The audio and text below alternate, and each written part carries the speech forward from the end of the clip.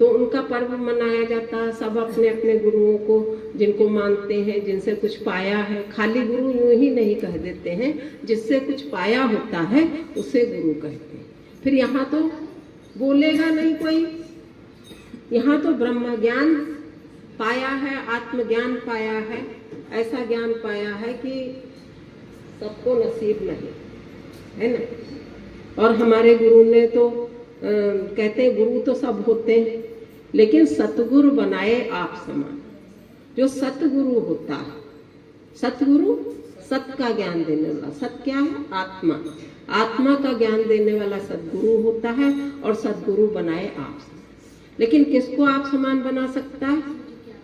जो पिटने कुचने के लिए तैयार, उसकी बाणियां चुभती हैं, उसका सब कुछ लगता है, लेकिन ये जान लो एक एक संस्कार, एक एक स्वभाव, एक एक आदतें सारी खत्म होती जाती। जैसे कोई कांटा चुभ जाता है तो निकालने के लिए हम सुई जैसी, कांटे जैसी ही चीज, तो ये सारे जन्म जन्म से कांटे चुभे पड़े हैं, स्वभाव, संस्कार, आदतें, बुराई भलाई, दुनिया का सब कुछ अंदर पड़ा है। एक एक कांटे को वो निकालते हैं। कैसे? अपनी वाणी रूपी कांटे के द्वारा, कांटे जैसी वाणी बोलते हैं। कहते हैं सबसे प्रेम से बोलो, सबसे प्रेम से, लेकिन खुद प्रेम से नहीं बोलते। क्यों नहीं बोलते?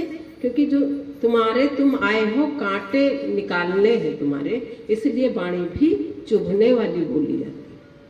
तो उसका बुरा नहीं मानना चाहिए और खुश होना चाहिए कि कोई ऐसा है जो हमको कटु वचन कह रहा। संसार में तो अंदर से गाली दे रहे और ऊपर से इतना मीठा बोलेंगे कि इनके बराबर कोई मानते नहीं, है ना। तीरथ नहाए एक फल, संत मिले फल चार। अगर संत मिल जाते हैं तो चार कौन? धर्म, अर्थ, काम, मोक्ष, सारे पुरुषार्थ मिल जाते हैं, उनमें प्रवेश हो जाता है। सतगुरु मिलेंगे तो वे द्वार खुल जाएंगे। कौन से? मुक्ति के। कहते हैं पूजा पाठ किया, सब कुछ किया, तीर्थ व्रत किया, सब कुछ किया, बड़े बड़े व्रत रहते हैं लोग, चंद्रायण इत्यादि व्रत रहते हैं, लेकिन उसका भी ये फल नहीं होता है जो आत्मज्ञान का फल। तो जिससे आत्मज्ञान मिले वो सद्गुरु होता है।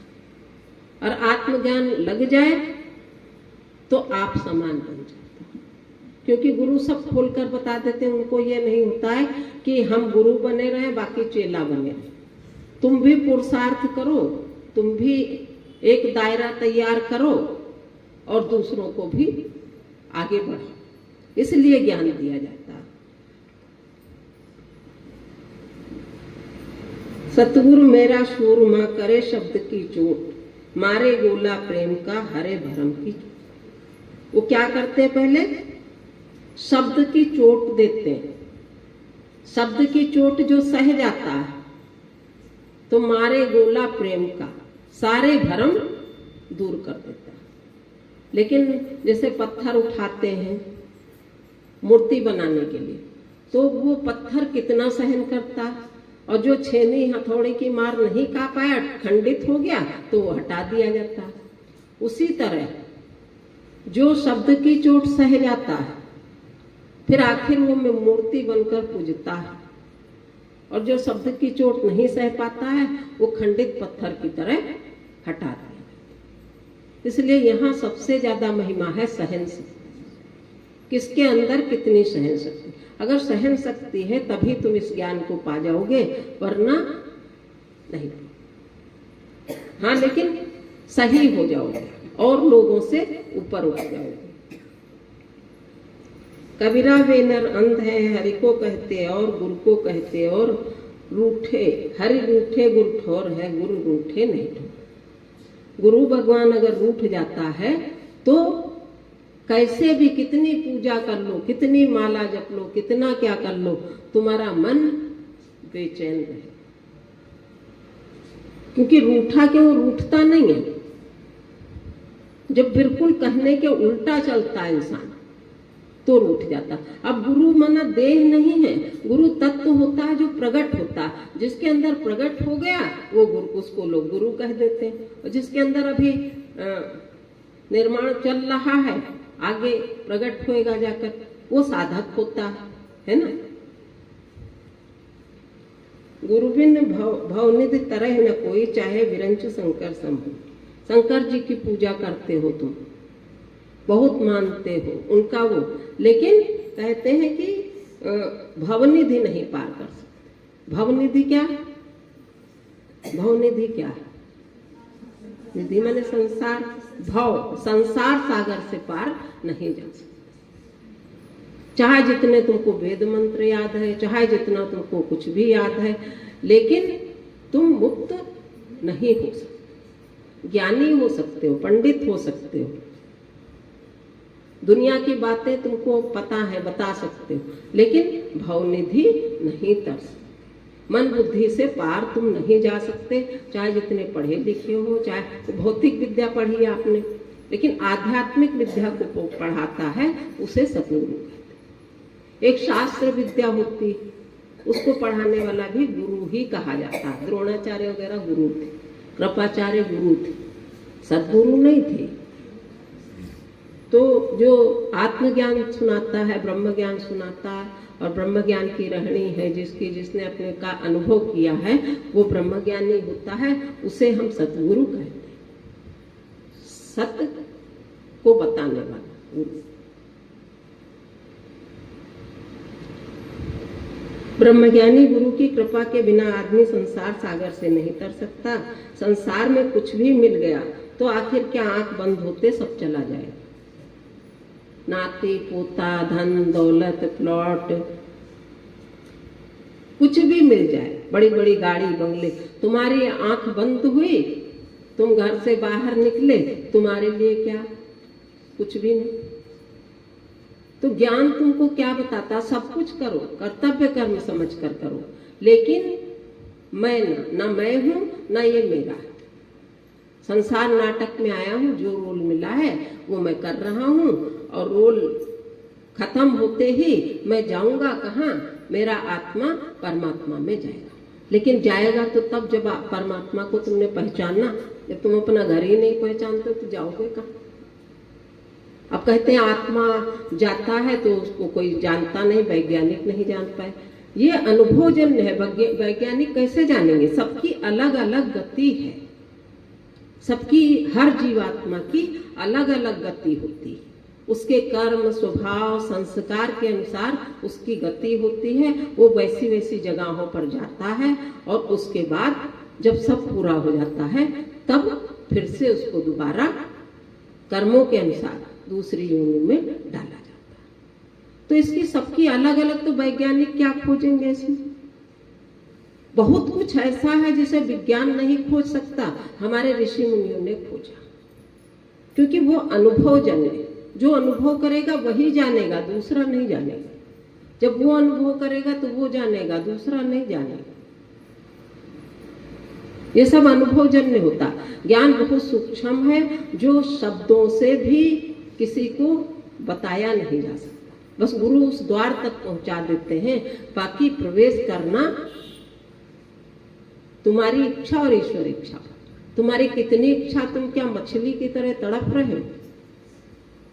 अगर तुम मछली की तरह से तड़प रहे हो तो तुमको वो प्रवेश दिला देगा, बता देगा सब।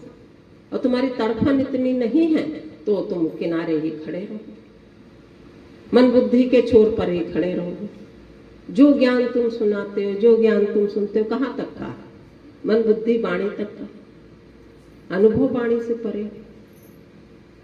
तो जब तक आपकी पूरी श्रद्धा नहीं होगी, पूरी तड़प नहीं होगी, तब तक उसमें प्रवेश नहीं मिलेगा। तो ये ज्ञान क्यों सुनाया जाता है तुमको? इसलिए ज्ञान सुनाया जाता है कि तुम सारे कर्तव्य करते हुए थोड़ा सा हट के आओ, क्योंकि तुमको जाना है और अकेले जाना है। किस किस गति से तुम जाओगे। तुम सोचते हो शरीर चला गया, खत्म नहीं होता। वो जीवात्मा की क्या क्या गति होती है, किस किस रास्ते से उसे जाना पड़ता है, गुजरना पड़ता है, वो सब तुम्हारे घर वाले नहीं सोचेंगे। तेरहवीं करके पूड़ी कचौड़ी खा के और फिर कभी याद कर लेंगे मम्मी ऐसी थी, पापा ऐसे थे, उनकी ये याद कर लेंगे। लेकिन उसकी क्या गति हो रही है, किसी को कोई मतलब नहीं। तभी गुरु कहते हैं तेरा कोई नहीं है, तू क्यों फंसा, कर्तव्य कर्म कर, ये मेरे हैं ऐसा मत सोच, क्योंकि ये तेरे नहीं।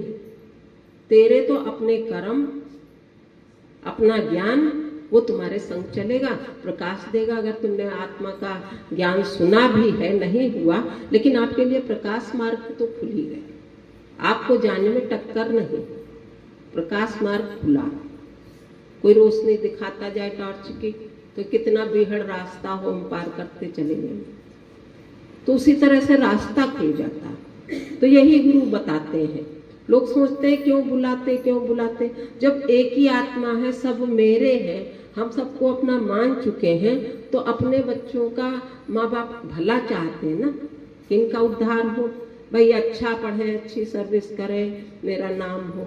तो वैसे ही गुरु चाहते हैं कि ये हमारे हैं, ये इस ज्ञान में आगे बढ़ें, जाने, इन बातों को विचार करें, तो इसलिए बुलाया जाता है। लोग सोचते हैं चाहे प्रसाद के पैसे इकट्ठा करने के लिए बुलाया जाता है, प्रसाद के पैसे इकट्ठा करने के लिए नहीं बुलाया जाता है ना। तो हर बात को ध्यान से सुनो और समझो और उसका पालन करो। अगर गुरु कुछ ऐसा बोलते भी नहीं है, अगर बोलते भी है तुमको ठेस भी लगती है, तो समझो हमारा उद्धार हो रहा, ठेस लग रही। उठ जाग मुसाफिर भोर भई, अब रैन कहाँ तू सोवत।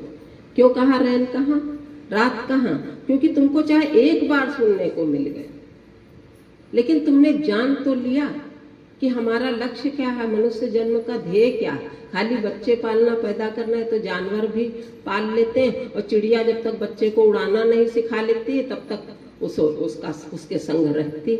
जब बच्चा उड़ना सीख जाता है तब इनकी बुद्धि इतनी होती, तब पहचान खत्म हो जाती।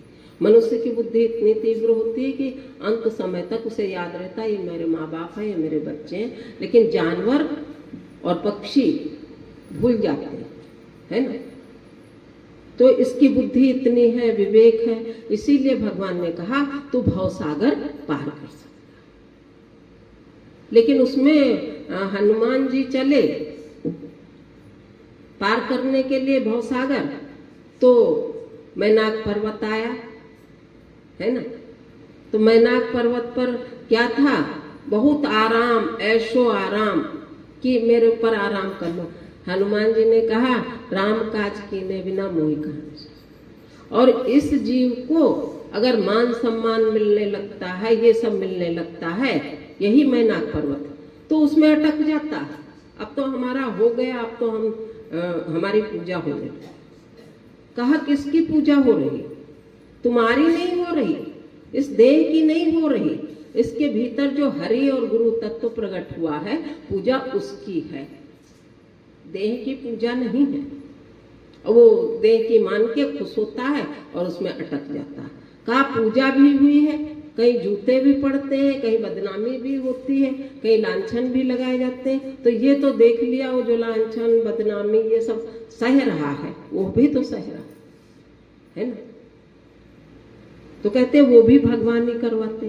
काहू न दीजिए दोष, कोई दोषी नहीं है। किसी के मन में आ गया ऐसा है, ऐसा है, ऐसा है, तो नहीं है संशय, तो कौन भगवान डालते हैं मन में। क्यों परीक्षा होती है, क्योंकि जो देह आज ज्ञान प्राप्त किया जिसने, तो उससे पाप भी बहुत हुए होंगे पहले, जन्मों जन्मों के पाप, तो उनको कटेंगे नहीं तो कैसे परमात्मा मिले। मैं मैली पिया उजले मिलनो कहीं भी कैसे मिलेंगे।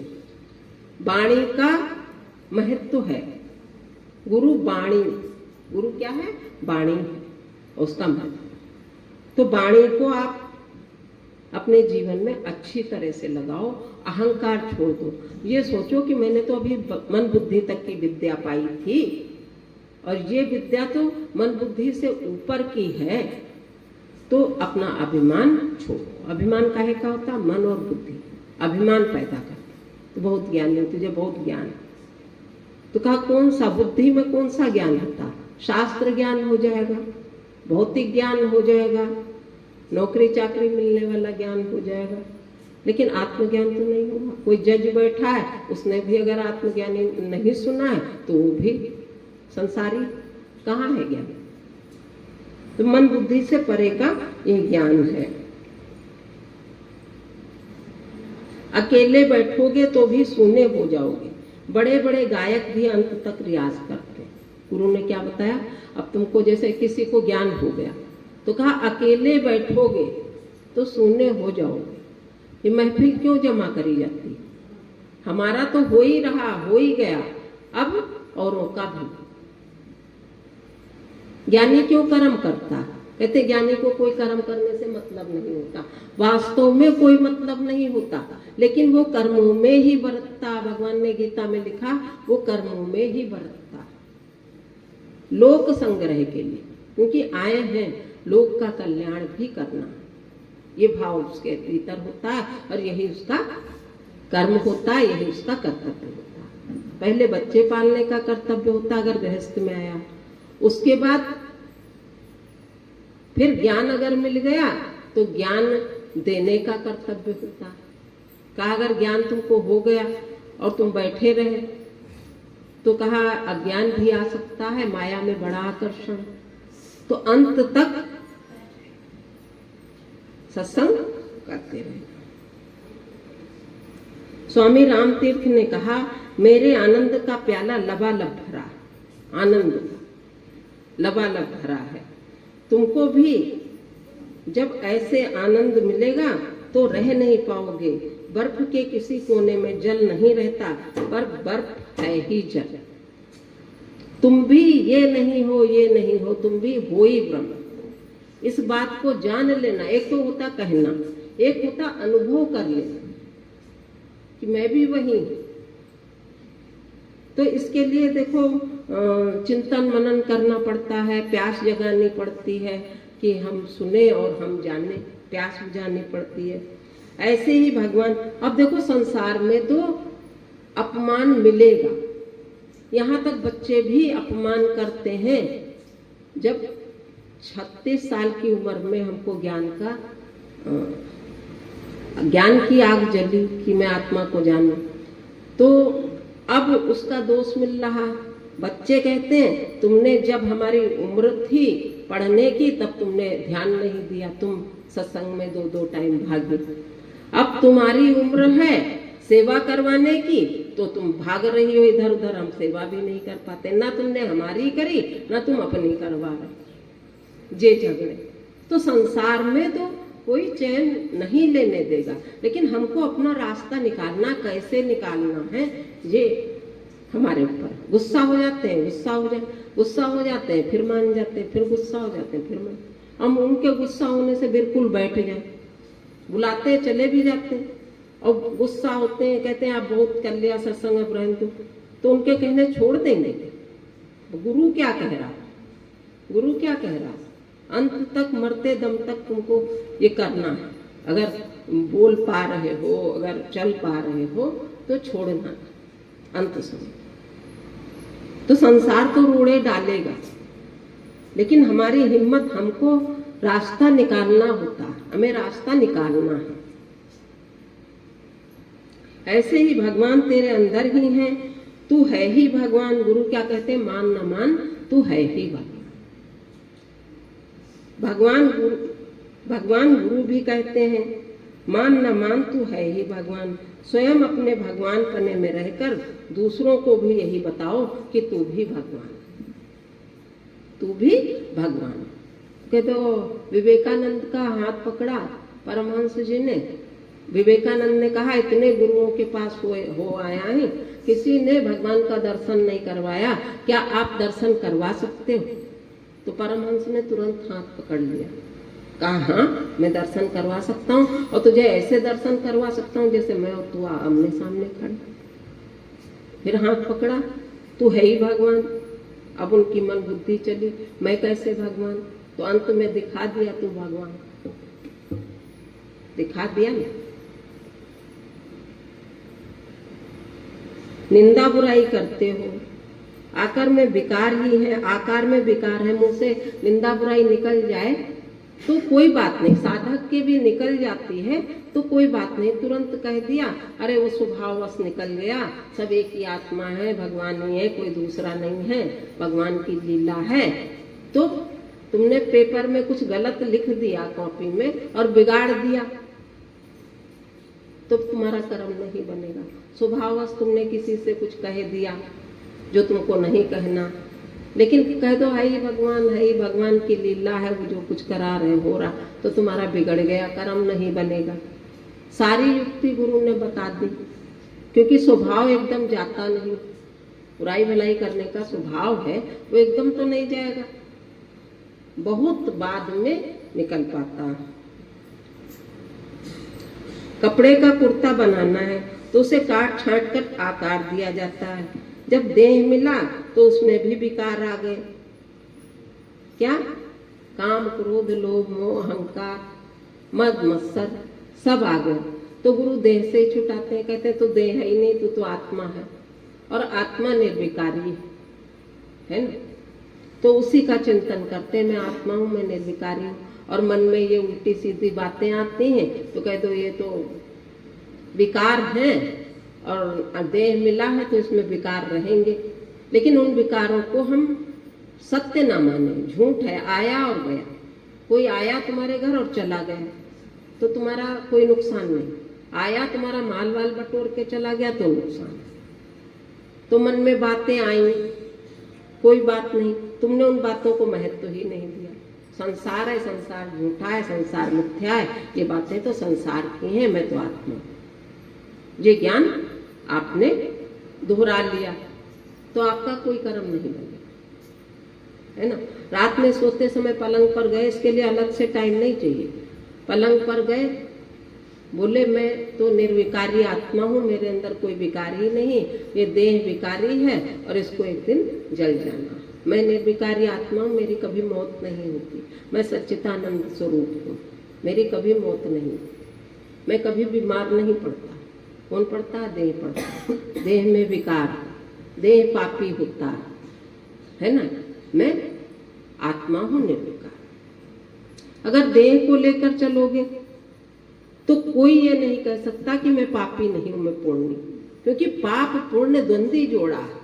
अगर तुम्हारे अंदर पुण्य है तो पाप भी जरूर होगा, क्योंकि ये अलग रह ही नहीं सकता। तो द्वंद्वी जोड़ों से ही गुरु ऊपर उठा देते हैं। तो देह है ही नहीं, तो आत्मा, निर्विकारी आत्मा, तो चेतन सत्ता है। मैं पंखा नहीं हूं, मैं करंट हूं। अगर करंट ना हो तो पंखा चलेगा नहीं। मैं करंट हूं, ये पंखा बिगड़ता, मैं कभी बिगड़ता नहीं, है ना।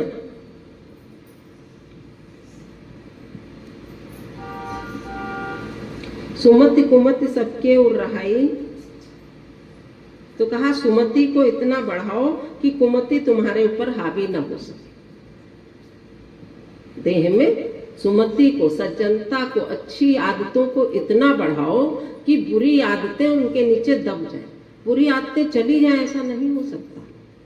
हमारी देह में, हमारे रक्त में स्वास्थ्य के भी कीटाणु है, रोग के भी, लेकिन रोग के कीटाणु जब हम पर हावी हो जाते हैं तब देह बीमार हो जाता है। जब स्वास्थ्य के कीटाणु ज्यादा हो जाते हैं तो रोग वाले दब जाते हैं।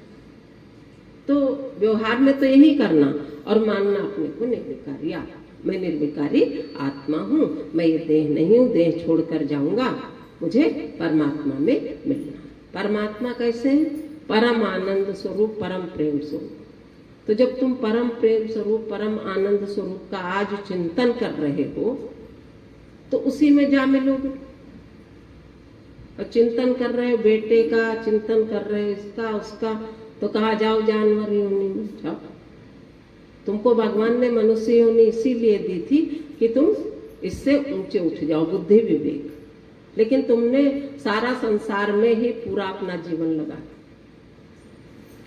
तो कहते हैं पूजा पाठ तो करते हैं, ठीक है, पूजा पाठ करते हो, देवता प्रसन्न होते हैं, तुमको सांसारिक परेशानी नहीं होती, पैसा है, ये है, वो है, सब प्रारब्ध का है। लेकिन इतना ही थोड़ा ही ना तुम्हारा काम। मनुष्य जन्म का लक्ष्य इतना ही थोड़ा ही ना, बहुत ऊंचा है।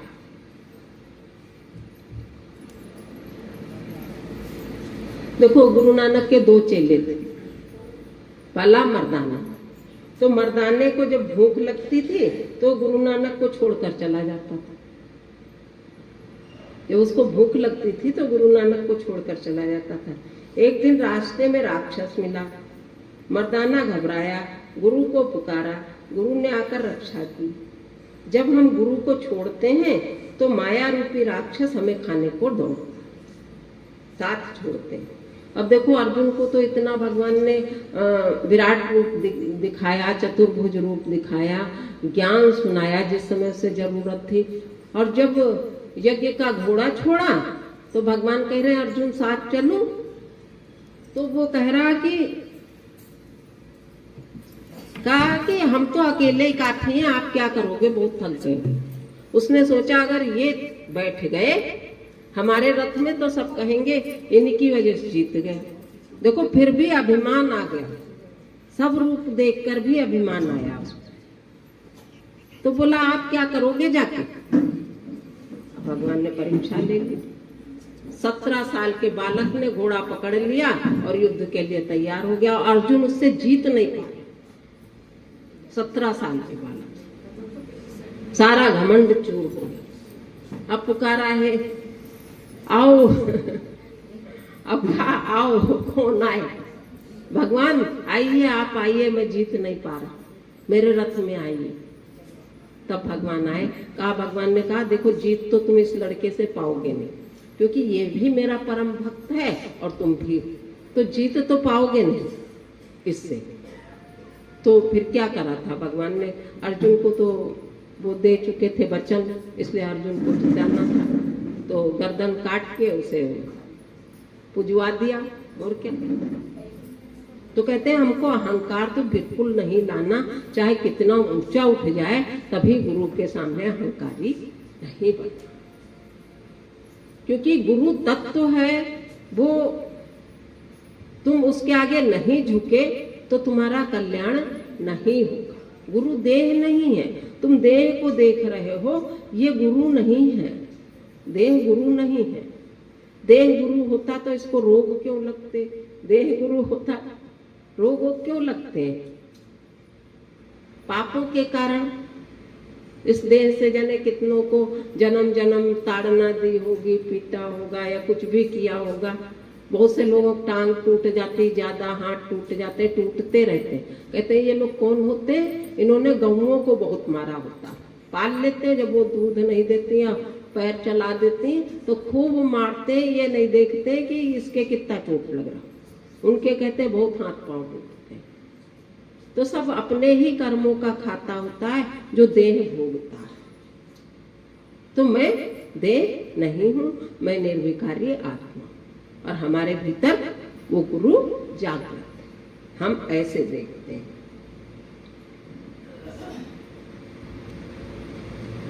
अर्जुन बोला कि आप क्या करेंगे, मैं ही काफी हूँ। रास्ते में एक राज्य के 17 साल के बालक ने घोड़ा पकड़कर युद्ध की मांग की।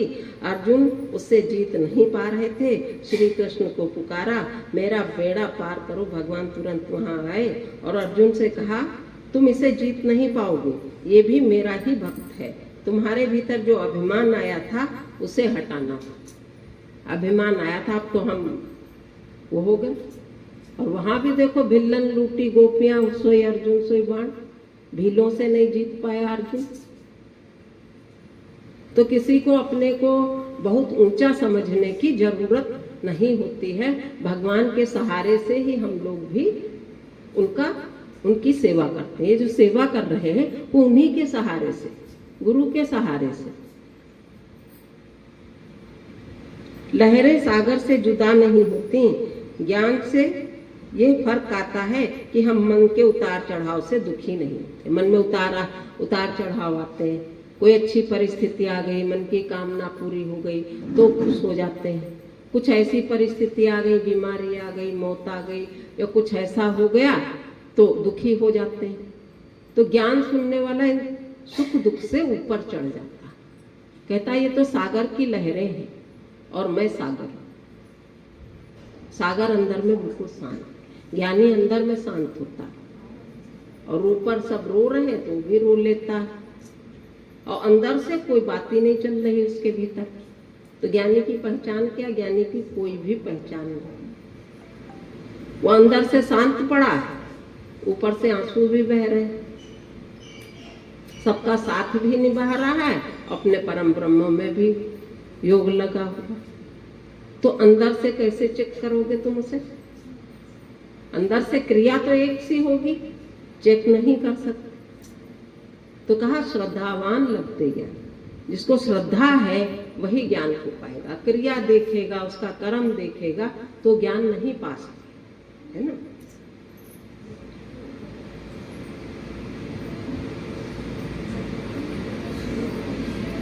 अथाह जल है, उसी में तरंगे उठती हैं और उसी में लीन हो जाती हैं। इसी तरह सुख दुख आते हैं और उसी में लीन हो जाते हैं। चित्त में सुख की वृत्ति उठी, फिर चित्त में लीन हो गई। दुख की वृत्ति उठी, फिर लीन हो गई। हमेशा कोई दुखी रह पाता है? नहीं रह पाता ना। हंसता भी है, बोलता भी है। किसी का पति चला जाए उस समय रोएगा धोएगा, फिर थोड़े दिन बाद, थोड़ी समय बाद हंसेगा भी, बोलेगा भी, सब कुछ करता कि नहीं? क्या वो दुखी रह पाता? ना कोई सुखी रह पाता कि हर समय सुखी रहे। तो ये तो तरंगे हैं, उसमें आई और उसी में लीन हो गई, उसी में उठी, उसी में लीन हो गई। जो तरंगों से नीचे बैठ गया, नीचे का जिसने पार पा लिया, वो इन तरंगों से सुखी दुखी नहीं हुआ करता, वही ज्ञानी होता है। फिर उसको आगे का ज्ञान अंतर ही मिलता रहता, बाहर की जरूरत नहीं रहती। सुख दुख से ऊपर उठ जाता।